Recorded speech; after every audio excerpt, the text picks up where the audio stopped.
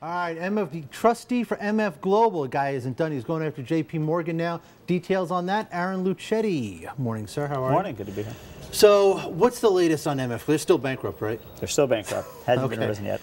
Tell us what the trustee is doing now with JP Morgan. So the trustee came out earlier this month and said we're in advanced negotiations with JP Morgan about claims that the trustee has accumulated over the last 6 months on things that he believes JP Morgan has some legal exposure to. Civil legal exposure, exposure to the trustee coming and saying, hey, look, this money is ours, give this money back. Right, because JP Morgan, were they a clearing bank or a custodial bank for MF Morgan? Both, and a huge lender. So they, JP Morgan, there's good things if you're a JP Morgan shareholder about having a lot of different parts of a firm's business, but this shows a little bit of the trickiness of it, the conflict of it. You're in the middle of everything. When things blow up, you're definitely kind of the first place that a lot of people are looking. Yeah. So when the money was frozen, when MF Global went under, is that money still sitting in JP Morgan's accounts? I mean, was it frozen and it's sitting there too? I'm trying to understand the details. Yeah, so we're talking about $200 million, right? That in the last days before the Right. bankruptcy were shifted over to JP Morgan. Exactly. That's the trade we know most about. I mean, JP Morgan's been very mum about exactly what its position has been in dealing with the trustee. They've been communicating with the regulators. They've been in touch with the trustee. They've said very little publicly about the different trades, but it's come out in congressional testimony that there was this $200 million that everyone's focused on. They got moved from MF Global on Friday before the bankruptcy. The company went bankrupt on a Monday. On that Monday, it was revealed that they had about $600 to $1 billion in missing money. Well, $200 million of that went to cover an overdraft to JP Morgan on that Friday.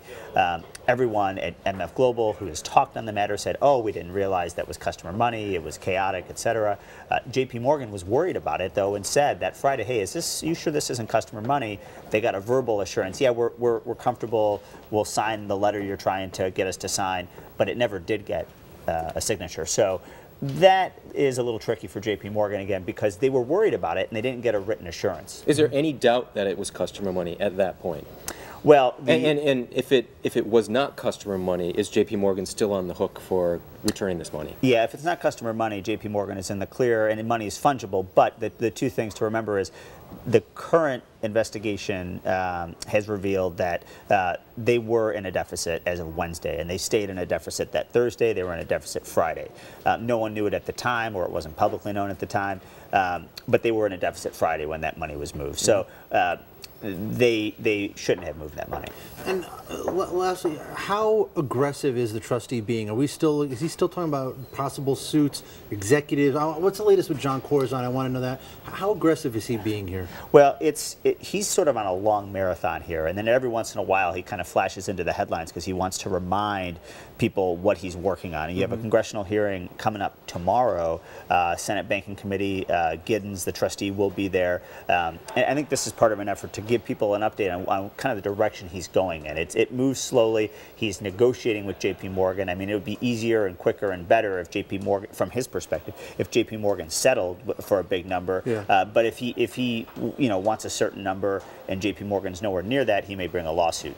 That's hard to tell when it's going to happen. It could happen soon. It could happen this summer. Right. But he's under no huge time pressure. I mean, if you look at what happened in the Madoff case and the Lehman case, these cases drag on for years sometimes before there's... They're still unwinding Lehman, right? Right. Unbelievable. Right. All right, Aaron Lucchetti, I have to leave it there. Thank you very much. Thank you.